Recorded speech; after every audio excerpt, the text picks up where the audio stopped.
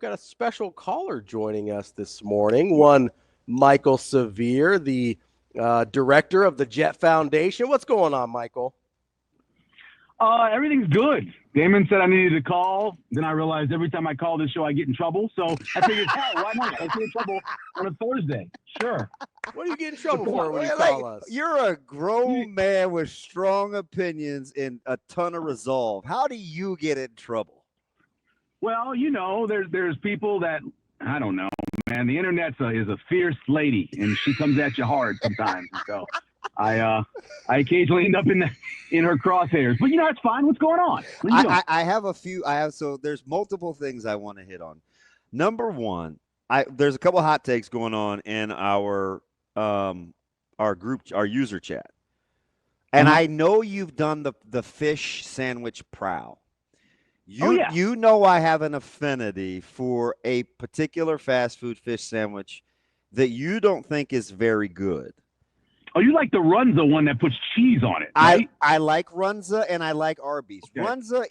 Runza when they do it is elite, but so is Arby's. So Michael brings up a good point here. I think it was the cheese on the run. Because you saw me add the cheese. Yeah, that freaked me. The fish and cheddar I was like, whoa. That's how you eat it. Yeah. That's not how you do it. No, you don't put cheese on fish.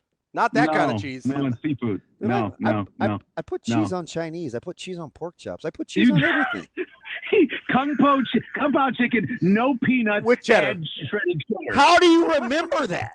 Why are you taking the peanuts out of Kung Pao chicken? How do you remember? One of the weirdest things in the world. That's my exact order. Kung Pao chicken, sliced meat, extra spicy, no veggies, no peanuts, and I add cheese. Why are you getting Kung? That's literally the point of the Kung Pao. Bro, the peanuts. That was 10, 15 years ago.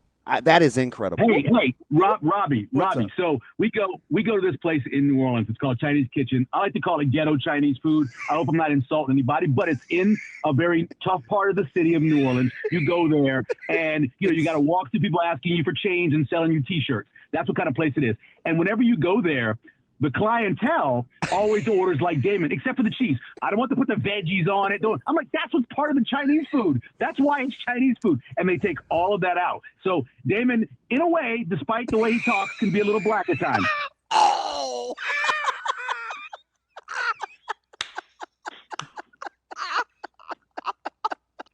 God, I can't stand you. All right. So listen, when you're poor, you want the protein. Hey, so you're paying for the veggies whether they give them to you or not. I can't remember. So on the, I can't stand you. They don't lower the price when you take stuff out. I want to. They don't. No, they don't. No, sometimes they charge you more for changing the order. That's why my wife gets mad because my wife doesn't eat like meat, so she'll eat seafood, but she won't eat meat. And so she gets mad at some places because I can't believe he just said that. Are we going to act like he didn't just say that? He's a pescatarian. Yeah, so she'll sub out without meat on some options, and she gets charged the same price. She's like, yeah, I'm not going to order that because why would I pay for the meat without the meat? You're doing the same thing with veggies. Right. You're not getting any more. Whatever. Not giving you more. The way she controls him, she's a totalitarian. Hey, I got another question because I was mad at Dominique Foxworth yesterday for intimating that Aaron Rodgers should go be with Mike Tomlin. And that's how I reacted. And by the way, you know how I'm back off again of my love-hate with Aaron Rodgers.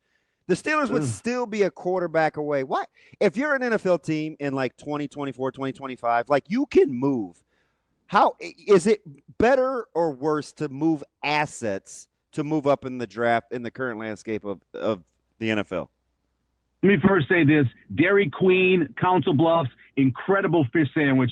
It comes on the long bun. It's an Alaskan fish. It's pollock, I believe. It's delicious.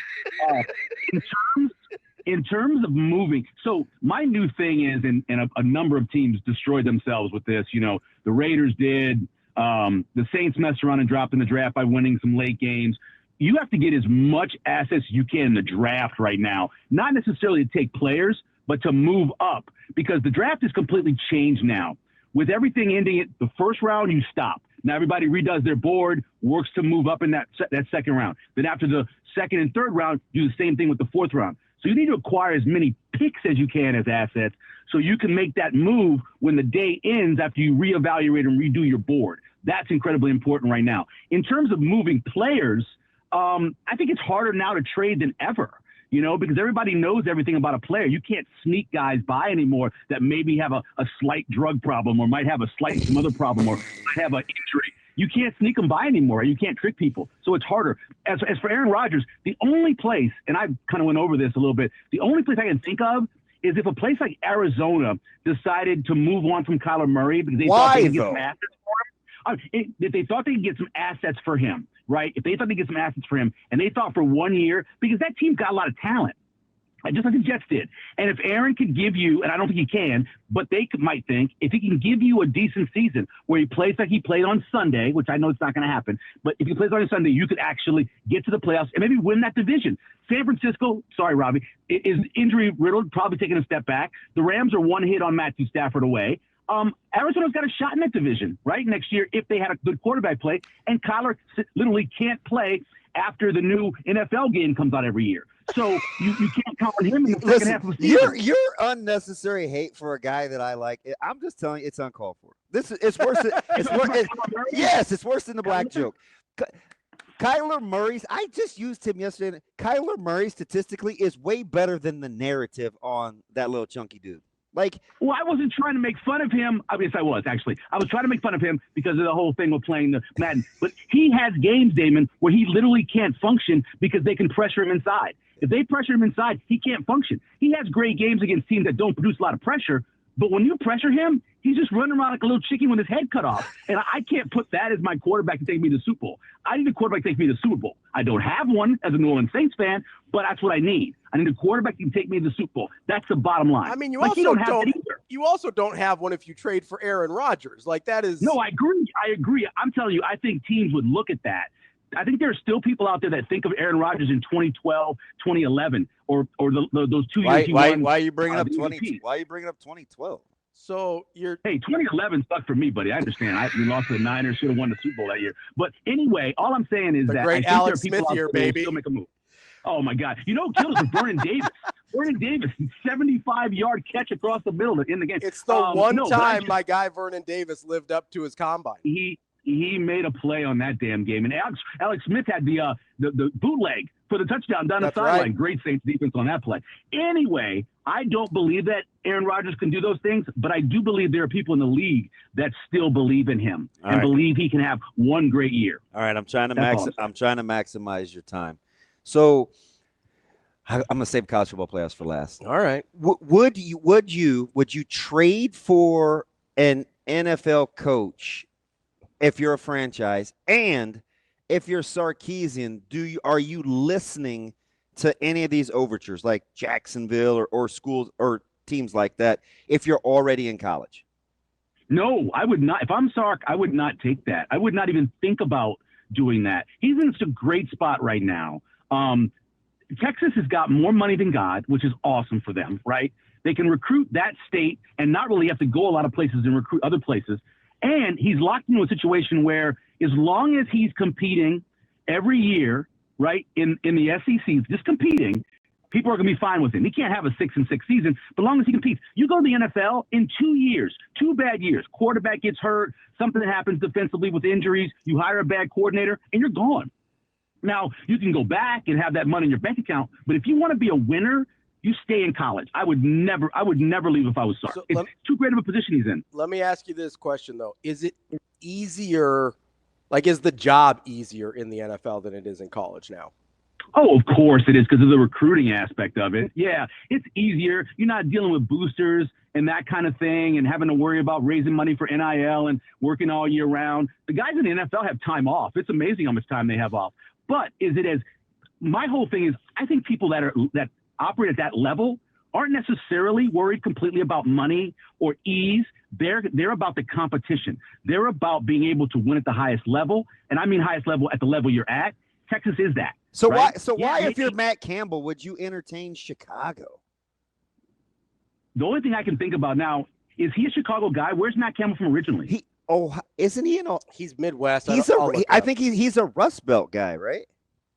Okay, because if I was from Chicago and I'm Matt Campbell and I'm in a different situation at Iowa State, which Yes, I believe they can compete in the Big 12, but not like Texas compete in the SEC. Then maybe I think about it, but that'd be it. Where's he from? Ohio.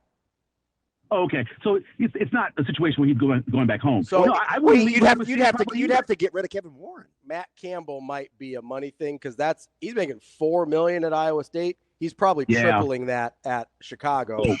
Whereas Sarkisian, Texas can just match whatever. Like if he gets a $20 million offer, Texas could match it. Iowa State can't. All right, I got one more. One quick, if you had a boss in the radio business and you knew that boss wasn't good at his job, right, and the station sucked, do you leave and go there for a lot more money knowing that you're going to be harder on the job? That's Chicago right now. They have no facility. They have a bad management and they don't know what they're doing. So do you go to that position? I don't go to that. No, I felt like I did that once. I'll say no one in this conversation's ever had that experience. Mr. Sevieri, look, I love you. Your silence is deafening, Michael. I have a question. Who wins the college football playoff? Real quick, it's hard for me. I have an emotional tie to Penn State. That's the team I cheered for growing up. So I would love to see them make the final. Right now, you have to say Notre Dame and Ohio State because it's easy. But I think Ohio State is feeling themselves. I said this to you on Tuesday night. I wouldn't be surprised if they lost that game, if Texas plays their best game, as long as I have mistakes, of course, from Quinn Ewers. But Penn State is the team I'm cheering for because that's the team I grew up watching. But I think most likely Notre Dame, Ohio State, and Ohio State wins it all, which will be suck because I hate that. I hate their head coach. That's our guy, Michael Severe. We appreciate it, buddy. We'll talk Thanks, to you buddy. later. Talk to you guys later.